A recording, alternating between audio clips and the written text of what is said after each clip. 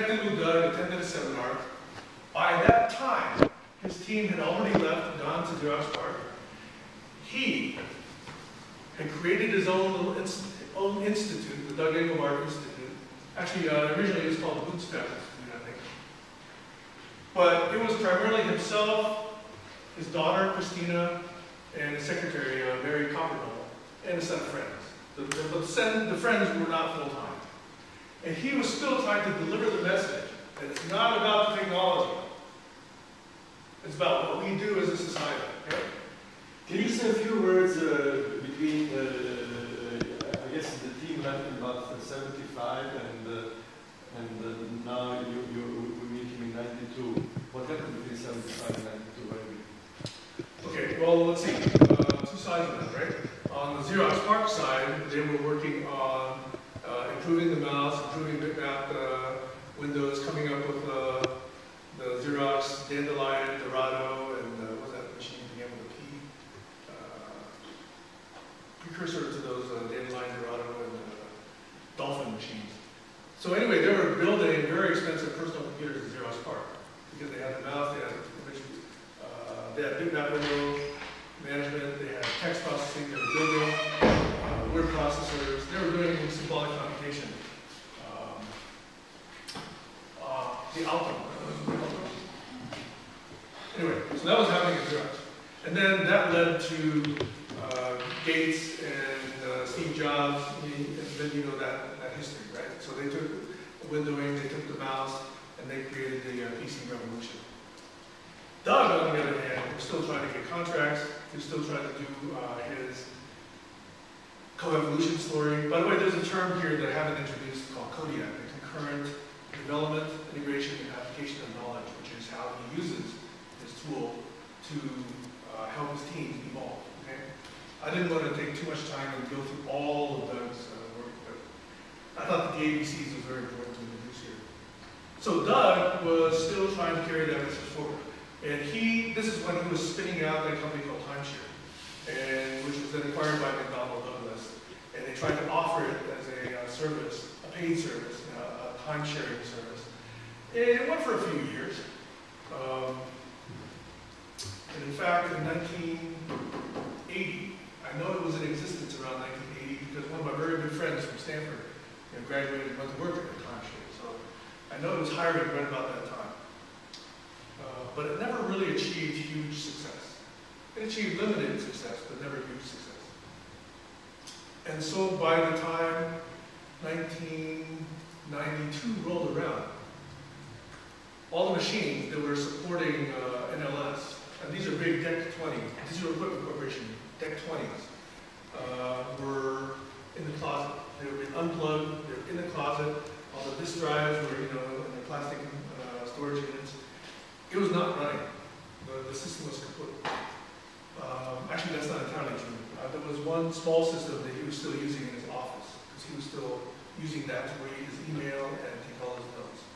But nobody else was using it outside him and his secretary and his daughter.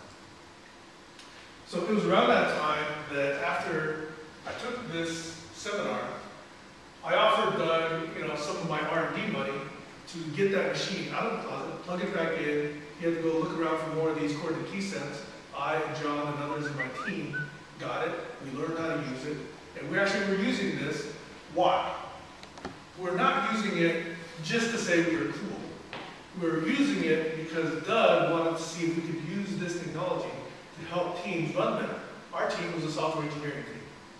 He wanted to explore not the technology behind it. He said, once we have this technology, how would you structure the information so that a team would work well?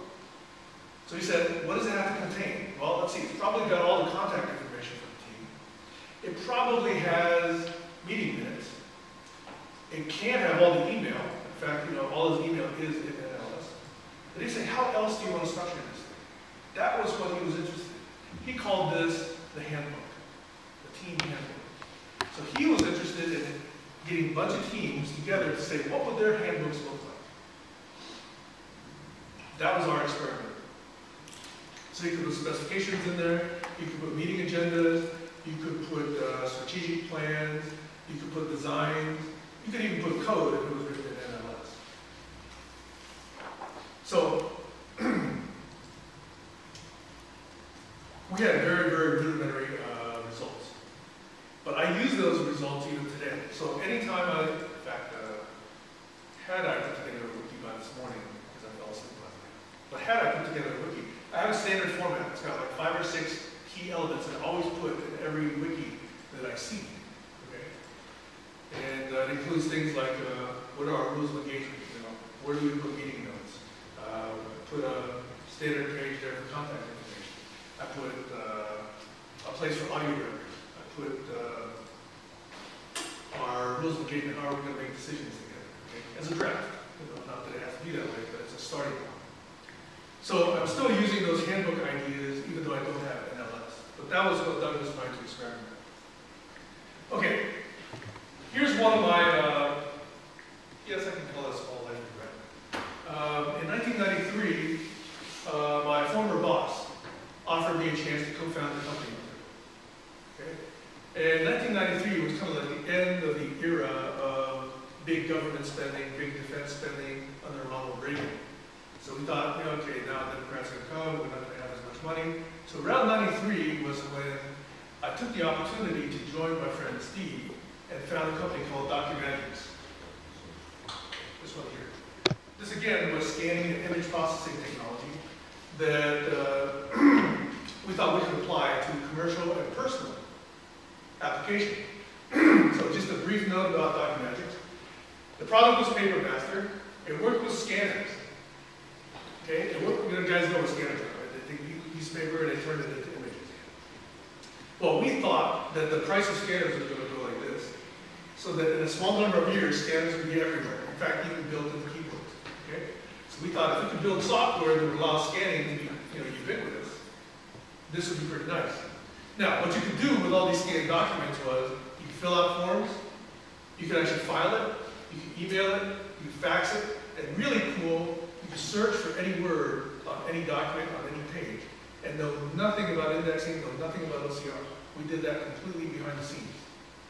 And we had relevance rank search. This is 1995. So when you actually search for multiple terms, not only would we show you the search results, but we would actually say for this document, of the 5 terms that you were searching for, these are the 3 that hit. So you click to the next one, these are the 4 that hit. So we actually had that kind of a nice display for your search string hits. One thing that I think you probably heard earlier. Anyway, we had a couple of patents on this stuff. Another thing that we had was automatic filing. We had a patent on auto filing, which meant if I had scanned 2 or 3 Wells Fargo bank statements, and then I scanned a whole bunch of other statements, next week if I scan another Wells Fargo bank statement, my system remembers that I put it over here. It says, do you want to put it over here? That was pretty cool. Anyway, that went for about 4 years. We sold it to what is now efax.com, but nobody cares about faxing anymore, so that's why it's really not very well known. And then I ended up going to Siebel for about 7 years. Ended up doing a consulting practice called Random Access Software, becoming a part-time, very small-time SamHahn Angel, and then taking a VP position at Purisma, which attempted to do what's called customer data integration. So the problem is, lots of different applications. How do I know that dcarabang is the same thing as dino-k over in this application? It's the same thing as dino-carabang over here. Do I want to merge all of those records? That was the problem we didn't try to solve. That got bought by Dun & Bradstreet.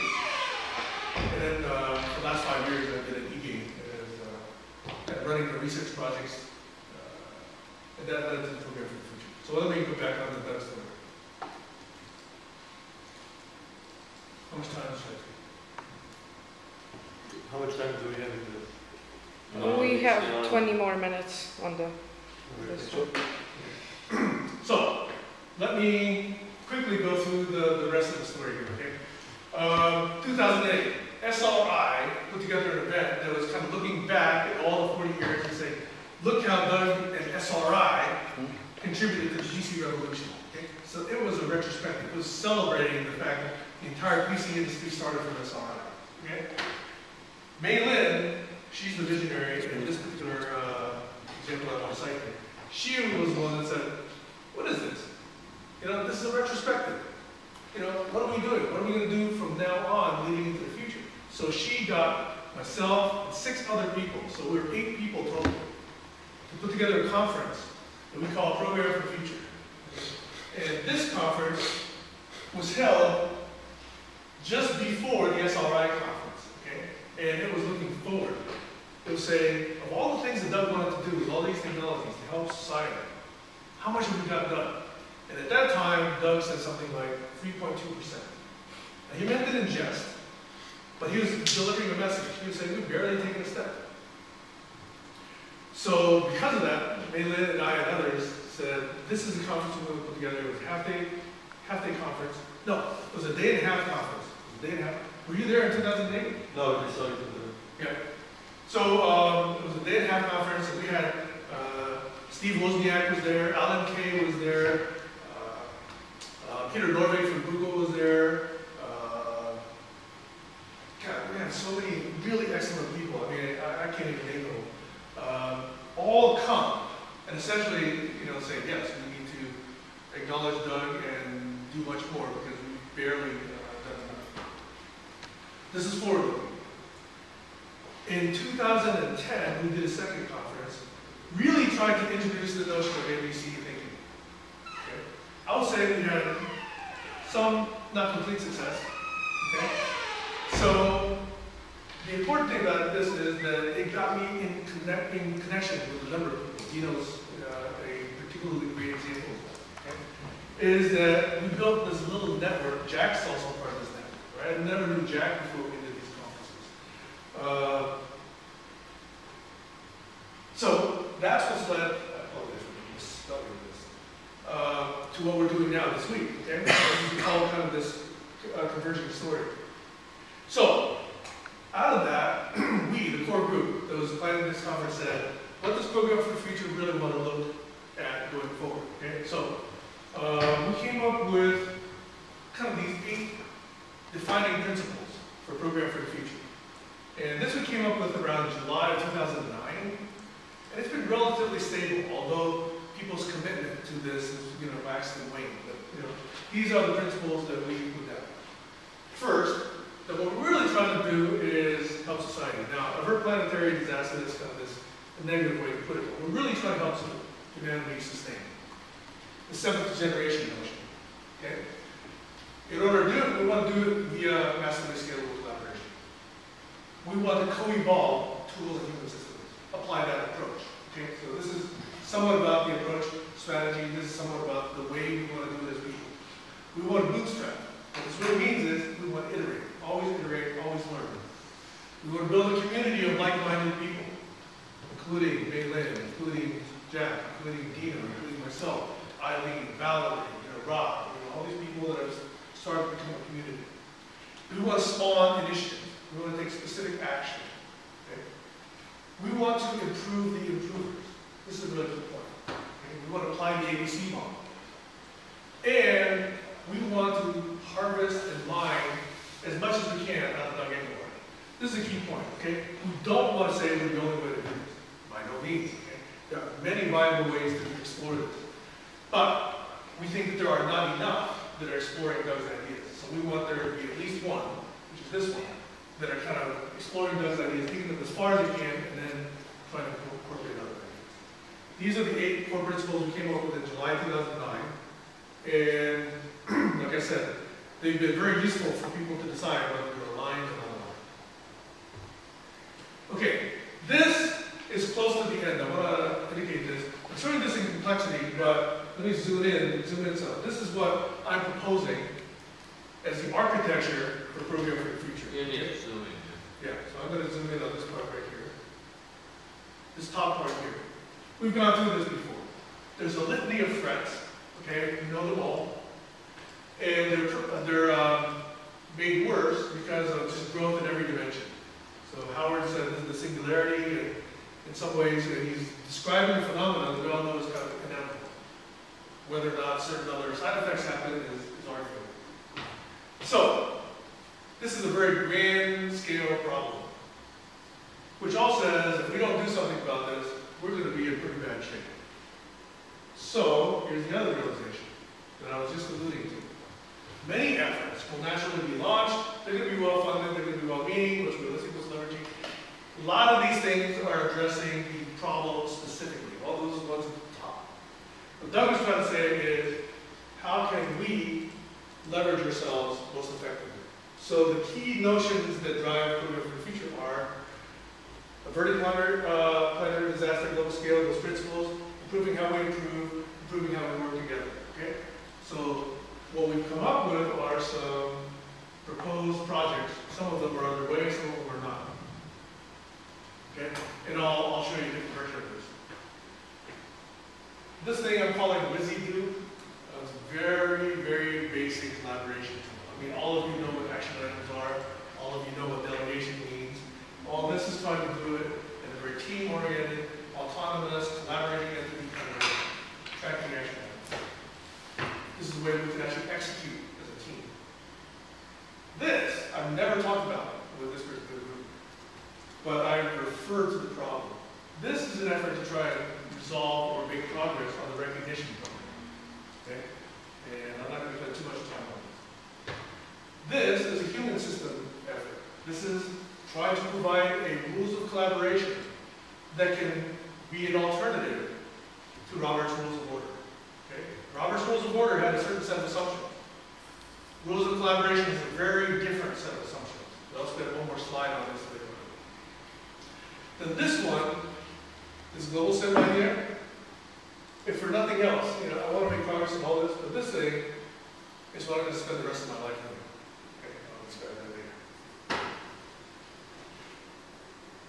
Okay, so here are some of the initiatives just by name. I've broken them out in human system side, tool system side. Okay? On the human system side, I mentioned the rules of collaboration. The Serious Conversations is a forum. It's a kind of a network, it's a community, it's part of the building community action. E-government, there's been multiple efforts, primarily led by Nick Klosky, Eileen Clegg, Bill Fenwick, and others around whether it's local government or national level government or even California government. Bill Fenwick, by the way, is the co-founder of one of the 6 largest law firms in the United States, particularly around corporate law. He's a very, very, very gentle man. He's a very warm individual, and he has lots of stories. This is how he teaches it, by telling stories. And then another thing that I've itemized out here is, from my experience building systems that serve the government, I have come to understand what they call intelligence. Okay? And I've also come to realize that what business calls business intelligence is only a small fraction of what the government understands as intelligence. So I think there's a number of things that we could be doing here. It's much better than what we're currently doing. On the technology side, the underlying technology under everything that Doug did was a common repository of content. If you say knowledge instead of content, then it has to incorporate a lot of different types of knowledge. So this thing is the dynamic, meaning it's always evolving, knowledge repository. This is where all your memory is, and this is where everything is retained. This thing, Dictipedia, is something that I almost half-jokingly put up here.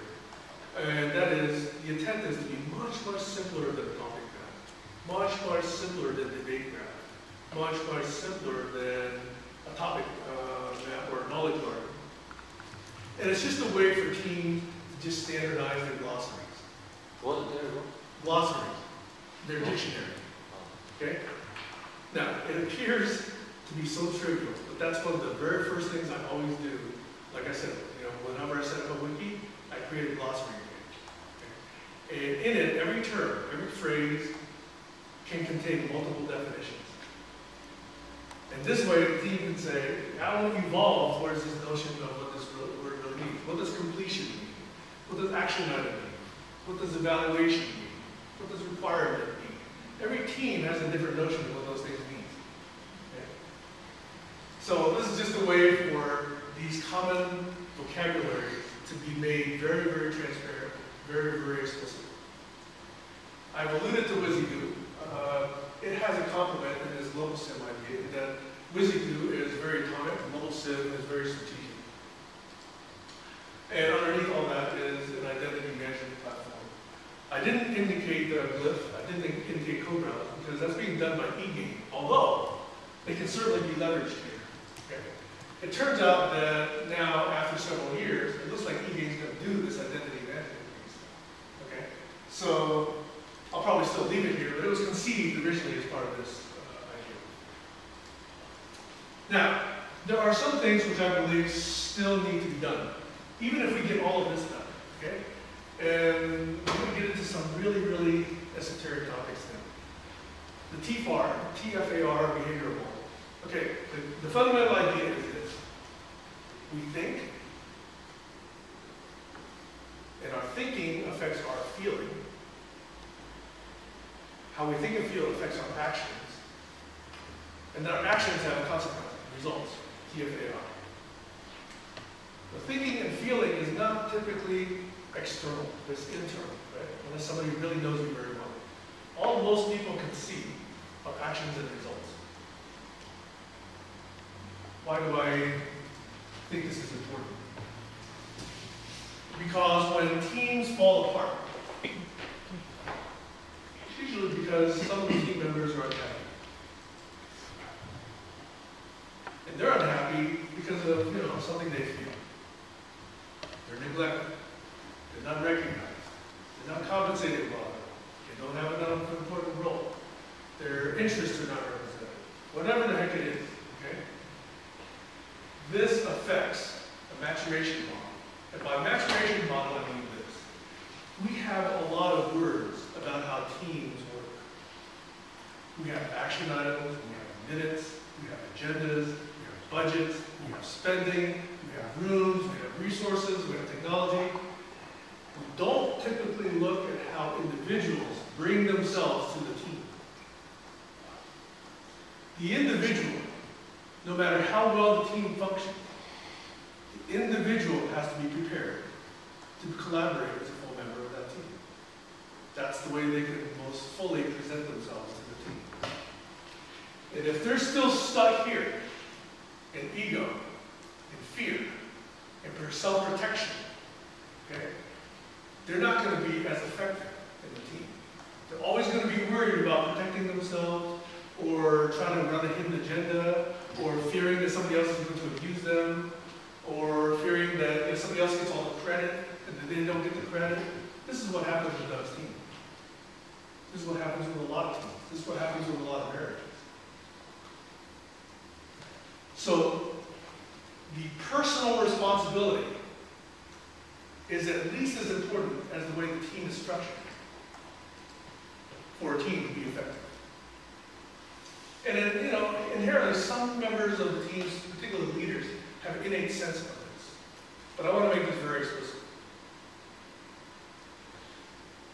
On a related topic, values coexistence. There will never be a single set of values that apply to everybody on this planet. We've not figured out a peaceful way to coexist yet. Some pockets of people have figured this out, but not the entire population of the planet. These are all human system side things. These belong up here. Okay, I'm looking for partners to work with me on this set of items. Knowledge engineering is a particularly interesting one because I think, let me go through a global sim. That's this next slide here. Oh, before I get there, let me tell you what this slide is. One of the things I didn't mention, is it 5 minutes? Okay. A little more. I think I can do it in 5 minutes. One of the things that I haven't mentioned is I am a co-chair of a group called the Engineering Leadership Special Interest Group, ELSIG, E-L-S-I-G, of a nonprofit in California called SV Forum, Silicon Valley Forum. And SV Forum is a nonprofit that's chartered to help startups, to help entrepreneurs. Okay? So they have special interest groups on about 20 different topics, including venture finance, marketing, internet media, funding, venture capital, Java, Windows, and mine, which I co-chair with 2 others, which is on engineering leadership. How do you get teams to be effective and to do great things? So in so doing, I've kind of taken a particular model of what's the difference between leadership and management. And I don't want to go through all of this, but there's stuff you do with information from the outside, meaning outside of the team. And then there's stuff you do that's introspective with respect to the team. And how you put all this information together is how you assign responsibility, how you assign action items, how you look at the results, how you do gap analysis and prioritization, how you set success criteria for the team, how you then strategize, and how you, charter the team, etc. So this is a model that can underlie some of the human system aspects. Okay, let's speed up slightly. I want to give you some specific concrete examples of rules of collaboration. Notice, by the way, I don't want to spend so much time on the technology because of my thesis, which is Doug Engelbart was not enough recognized for human system importance. So here's some selected examples. Okay, establishing a common vocabulary. I referred to that already. Agreement on how to make decisions. This is pretty well known. Personal preparation. I introduced this last slide. Establishing a team member. This is the notion of a dynamic knowledge repository. Okay, and then agility. Okay, I just want to recap a few. Have clear completion criteria. Now, anytime you get an assignment, if you don't have a clear idea of what checkboxes to say this is done, you're in danger. Because there's going to be missed expectations. So one of the very first things to do is understand what done means before you get started. Every iteration is imperfect. Okay, don't be trying to shine it to the nice, brilliant shine. Okay, just meet the success criteria and move on. Okay. Always know it's imperfect, but the next iteration will be better. Refactor mercilessly, which means only do enough to satisfy the success criteria. If it was not on the success criteria, it's not important enough now. It'll be important later. Okay? So this is a clear way to say, do just enough to pass all the success criteria, move on to the next thing. Okay? Those are some of the key elements of that. And you're not agile unless you do retrospectives. Okay, so I went through some of those questions earlier. Okay, one more example of a rule of collaboration. Okay? Here's the idea. When we get together, okay, and we first start getting to know each other, we can have multiple conversations, multiple wine meetings, multiple breakfasts, multiple lunch, we can socialize, go to parties, go on walks. Sometimes it's a very convoluted process before you really get to know what it is the other person wants to do. Now, that is a perfectly fine way to do things. Okay? I suggest also that to help that process along, 2 minutes? Okay. I'm proposing that, 3 minutes. I'm proposing that you can actually, you, meaning I, the person who's actually doing this collaboration, can help the other person decide whether they want to work with me by issuing this thing that I'm calling a CCC. Okay? It's a communication commitment to collaborate. It's kind of cutesy-ish kind of word. What this is essentially a one-sided MOU. You guys know what MOU is? Memorandum of Understanding? Yeah. Letter of intent? Yeah. Okay. Typically, that's a bilateral agreement. What I'm saying is, in order to help that happen, there's this thing that I'm calling a CCC, which is a written form that gives the other party a clear idea of what it is I'm bringing to the collaboration. So, it's, what am I? Okay? What am I trying to collaborate with? What am I trying to achieve? What do I expect to do? What is my responsibility? What does success look like? And how are we going to do things? I'll give you an example, okay? We click on this thing here, bring up an example. And bring it over here to the other screen. So here's an example of CCC, okay? This is what I wrote up about a year ago. And the important part here that I'd like you to take a look at is this preamble. This is what makes it a CCC. It says, I offer this communication and commitment to collaborate as a unilateral statement of intent. This communication is intended to clarify for you and other interested or affected parties my intention, my commitment, and my responsibilities so that you and others may align or not as you each see fit. I offer this in the principle that honesty, transparency, openness, and currency among sincere collaborators is an effective means for us to align and magnify our joint effectiveness. I will update this position statement and notify you whenever it materially changes. I do invite you to respond to me with your own CC should you welcome this collaboration. You are not obligated to respond, and this document is not enforceable in any legal jurisdiction, as it is a personal statement, current as of its last update. Okay? So I went through two versions of this. This is the preamble.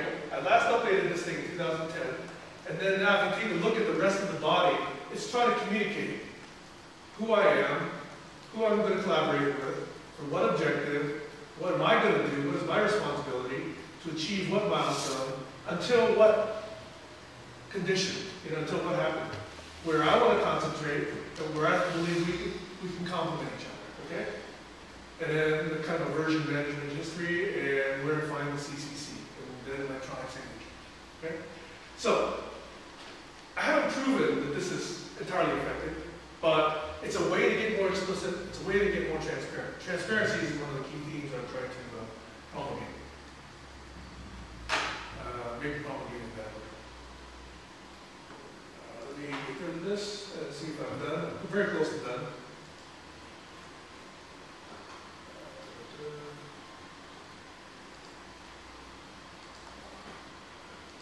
Okay. Oh, let me spend 1 minute on this global ceremony. 2 minutes? Okay, 2 minutes. Here's the idea. Let me get rid of this. This should have appeared on the next slide. Just make it big. Oh, sorry. Oops. Okay, let me just go up to the top here. I was inspired by a number of different sources. Let me zoom in on this.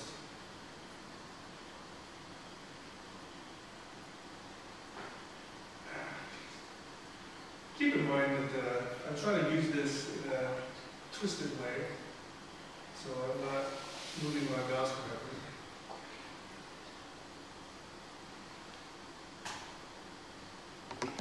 Okay, these were kind of the inspiration for this thing called Global Center. Wikipedia, very valuable resource, created by 100,000 people, used every place on the planet now, very valuable, okay? That told me that a bunch of people could do something very, very cool. SETI. How many of you guys know the Search for Extraterrestrial Intelligence? Yep. They did something really cool. They made a screensaver, okay?